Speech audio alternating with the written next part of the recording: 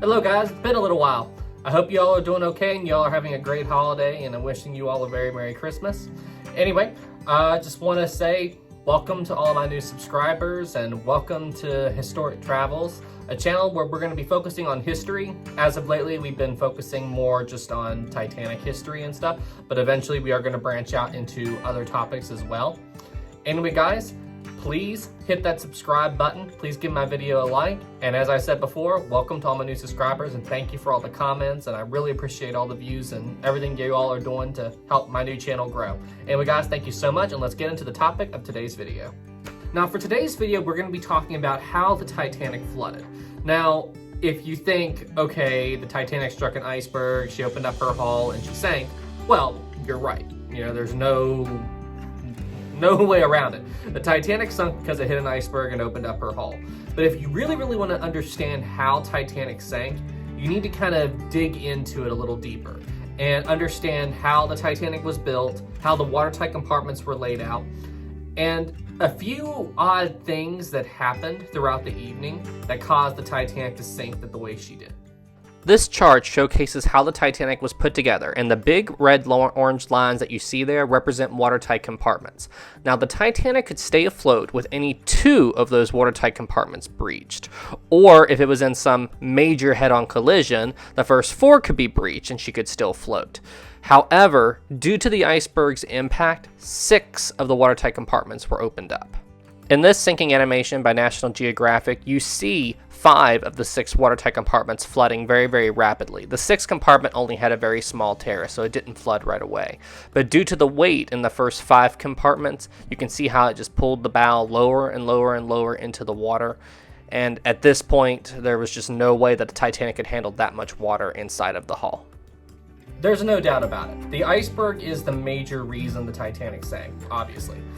What you have to understand when you look at the Titanic's hull, the iceberg ripped open small holes, like a bunch of small holes throughout the hull, but from the front of the ship to aft of the first funnel. This much of the ship had a bunch of small punctures that were, it was a colossal amount of damage. Now, under ideal circumstances, the Titanic could actually probably stay afloat with 5 watertight compartments breached. And for a time, that's what they thought was going on.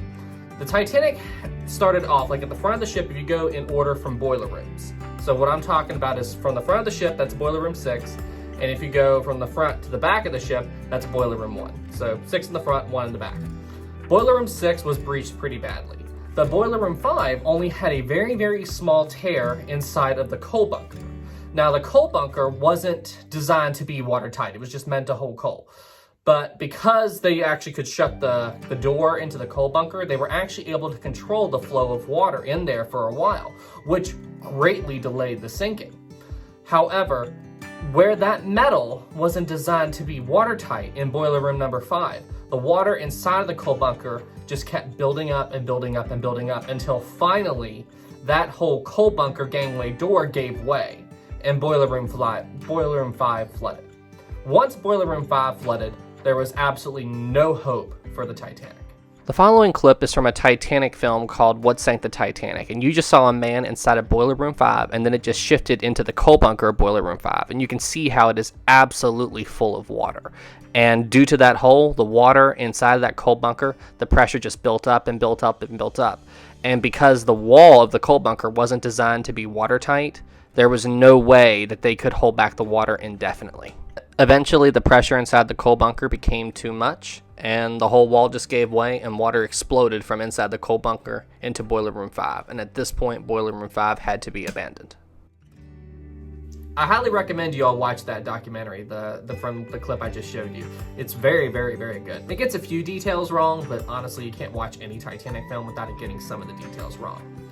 Anyway, after boiler room 5 flooded, the water inside the ship was just beginning to progress back.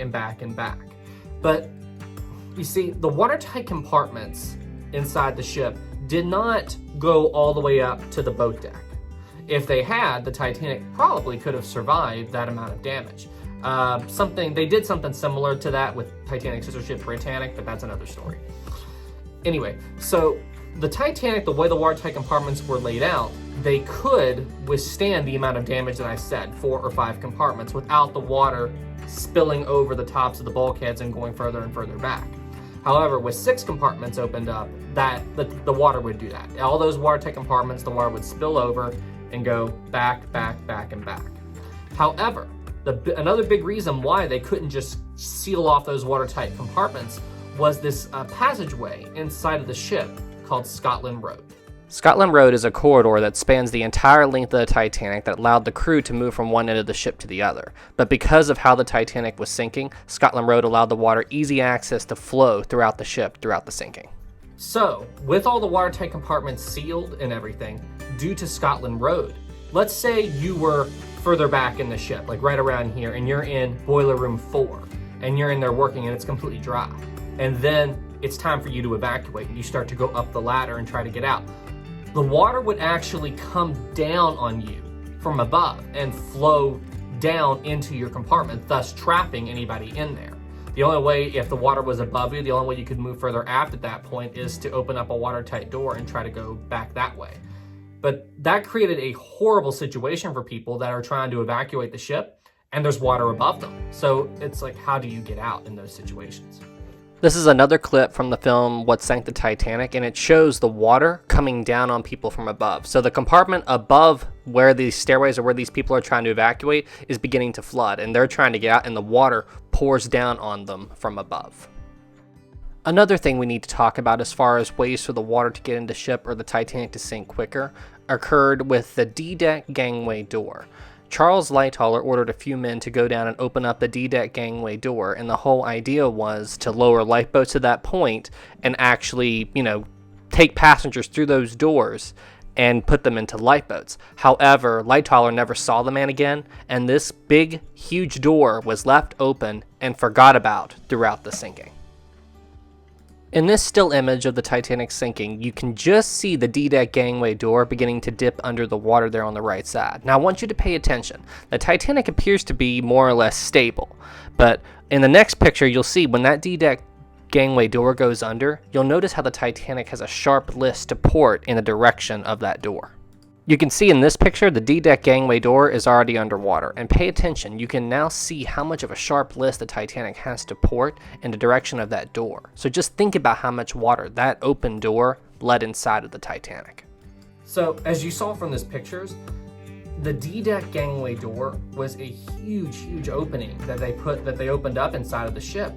And that one big doorway, it's theorized that one big door let in more water than all of the iceberg damage combined.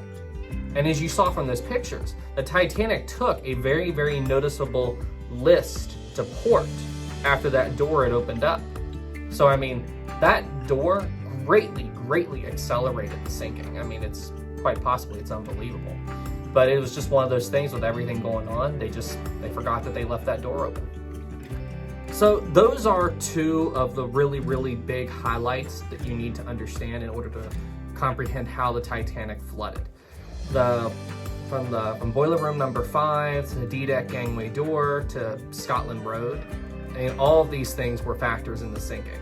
And I actually have another video that talked about the coal fire. The coal fire was something that was going on inside of the Titanic from the moment she left Southampton to the sinking and everything like that. I'll quickly abbreviate. The coal fire, they had to move coal from the right side of the ship to the left side of the ship and douse the coal inside of a coal bunker to put out a fire as they went. But while the ship was sailing, because they did that and they moved so much coal from the right to the left side of the ship, it caused the Titanic to have a small degree of list to port before the iceberg impact. But because the Titanic struck the iceberg on the starboard side, which is the right side, before Scotland Road and the Ddeck Gangway door and everything like that opened up, the Titanic actually, leaning to port, stabilized for a while and was level in the water because the water on the right side equaled the coal on the left. So that helped stabilize the ship and keep it from capsizing. There's a whole other video on that. Anyway, guys, thank you so much for watching. I really appreciate it. And I am wishing everyone out there a Merry Christmas and a Happy Holidays. And please subscribe to my videos and please leave me some comments on any ideas or anything else you all would like me to cover. It could be Titanic, could be other topics of history, anything you want. and I will happily read over them, and who knows, you may get a video. And if I do pick your idea, I will give you a shout out. Anyway, guys, as I said before, I wish you all a very Merry Christmas. You all be safe out there, and I'll see you all in the next video.